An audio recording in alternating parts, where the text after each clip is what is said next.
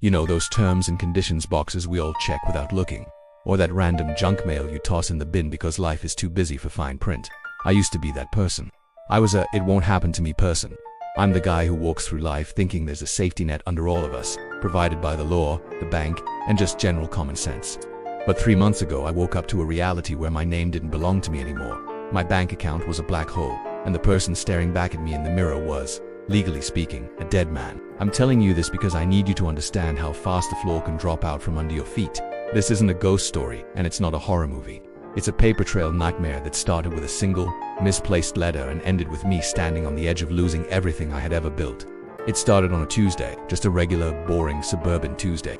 I was coming home from work, grabbing the mail from the box like I always do. Nestled between a pizza coupon and a utility bill was a thick, formal-looking envelope from a law firm I'd never heard of. My first thought was that someone was suing me for a fender bender I didn't remember.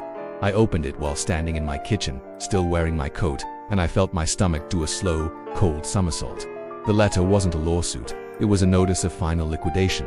According to this document, I had apparently defaulted on a $450,000 business loan for a construction company based in Delaware, a company I didn't own, in a state I hadn't visited in 10 years. I laughed. I actually laughed out loud. I thought, wow, someone really messed up their database today. I threw the letter on the counter and went to make dinner. I figured I'd call them in the morning, clear up the typo, and get back to my life. That was my first mistake. I treated it like an error. I didn't realize I was looking at a declaration of war. The next morning I called the firm. I was polite, maybe even a little smug. I told the receptionist that they sent me some paperwork by mistake, and that while my name was on it, I'd never heard of this company. The silence on the other end lasted too long. When she came back, her voice was different.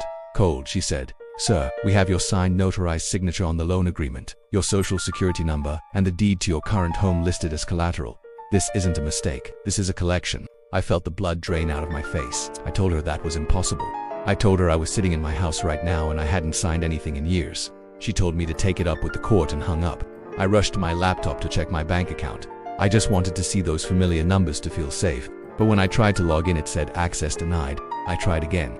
Invalid credentials. I called the bank's fraud line, and after 40 minutes on hold, the representative told me something that made my heart stop. She said the account was closed 3 days ago by the primary holder. I told her I was the primary holder, and she responded that according to their records, the account was closed in person at their downtown branch. Apparently, I had provided a death certificate for the secondary user and a power of attorney for myself. The funds were transferred to an offshore holding. I wasn't just broke, I was being erased. The next 72 hours were a blur of adrenaline and pure, unadulterated terror. I went to the police. I sat in a cold waiting room for 4 hours only to be told by a detective that identity theft is a civil matter until they can prove a crime was committed in that jurisdiction. He looked at me like I was a nuisance. He told me to file a report online. I went to the Social Security office. I stood in line with my birth certificate and my passport, ready to prove I was alive. When I finally got to the window, the woman behind the glass looked at my ID, typed something in, and then looked at me with a mix of pity and suspicion. She said, "Honey, this social security number was flagged as deceased last month. You're going to need more than a passport to fix this. You need a court order to prove you're well." I walked out into the sunlight and felt like a ghost. I had a car, but the registration was likely flagged. I had a house, but a law firm was currently trying to seize it. I had a phone, but how long until that service was cut off too?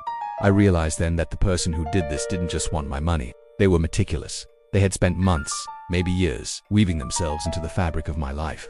They knew my mother's maiden name. They knew the name of my first pet. They had copies of my signatures from old leases. They were living as me, better than I was. I decided I couldn't wait for the process anymore. If the system was failing me, I had to find the leak.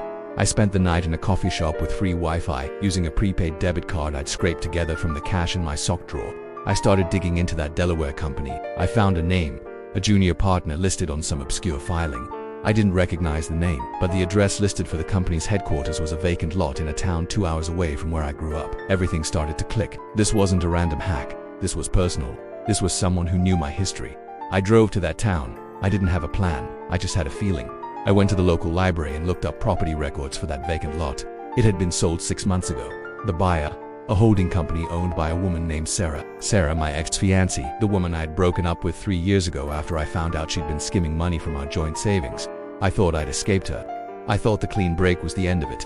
I didn't realize she'd spent the last 3 years studying me, waiting for the perfect moment to pull the thread that would unravel my entire existence. I found her not at the vacant lot, but at a small, upscale bistro 3 towns over. She was sitting there, sipping a latte, looking completely unbothered.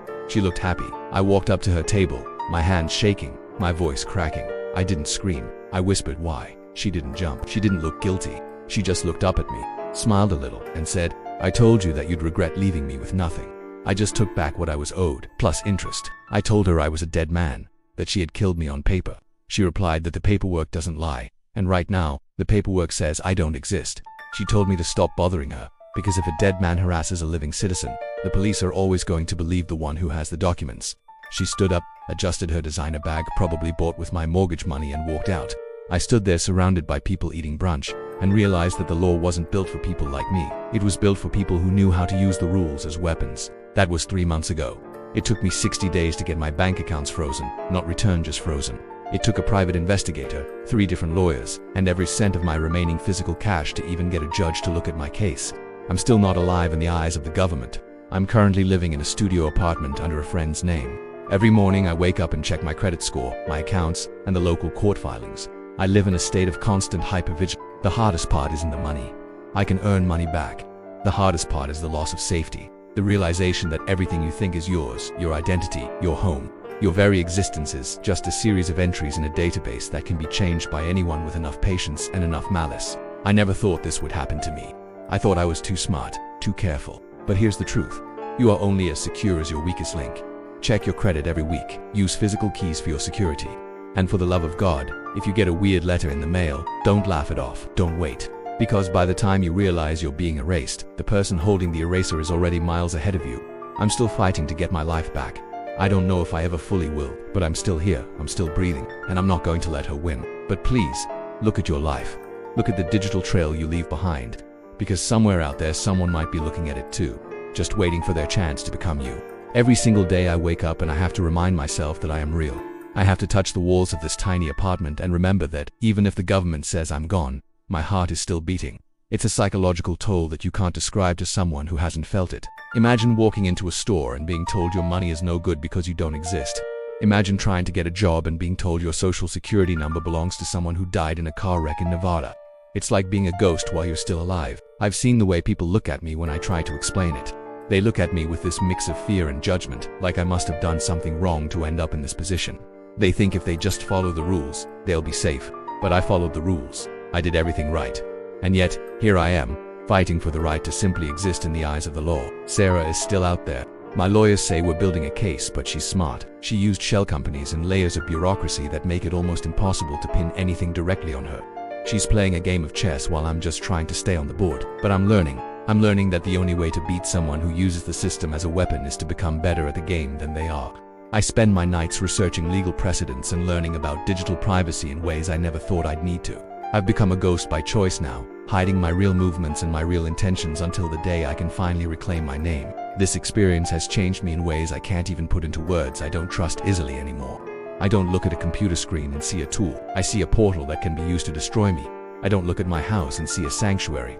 I see a target. But despite the fear and the exhaustion, I feel a strange sense of clarity. I know now what's truly important. It's not the numbers in a bank account or the deed to a piece of property. It's the truth of who you are. And as long as I know who I am, I have a chance. I'm going to keep fighting. I'm going to keep pushing until every single document that says I'm dead is burned and replaced with the truth. And when I finally get my life back, I'm going to make sure that no one else has to go through this. I'm going to be the voice that warns people before the floor drops out. So, if you're listening to this, don't just move on to the next video. Go check your accounts. Go change your passwords. Go look at that pile of mail you've been ignoring, because the truth is, you never think it's going to happen to you, until it already has. The system is vast and cold, and it doesn't care about your story. It only cares about the data. Make sure your data is yours and yours alone. I'm still here, and I'm not going anywhere, but I'm watching, and you should be too.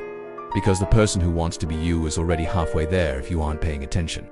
The world is full of people like Sarah, people who think they can take whatever they want because they know how to manipulate the strings, but they forget one thing. They forget that a person who has lost everything has nothing left to fear, and a person with nothing to fear is the most dangerous opponent you can ever have. I'm not just a name on a piece of paper. I'm not just a number in a database. I am a human being, and I am going to win this war. One document at a time. I am coming back, and when I do, I'll be stronger than I ever was before. The illusion of safety is gone, but in its place, I've found something much more powerful. The will to survive. I never thought this would happen to me, but now that it has, I'm the only one who can fix it, and I will. I promise you, I will.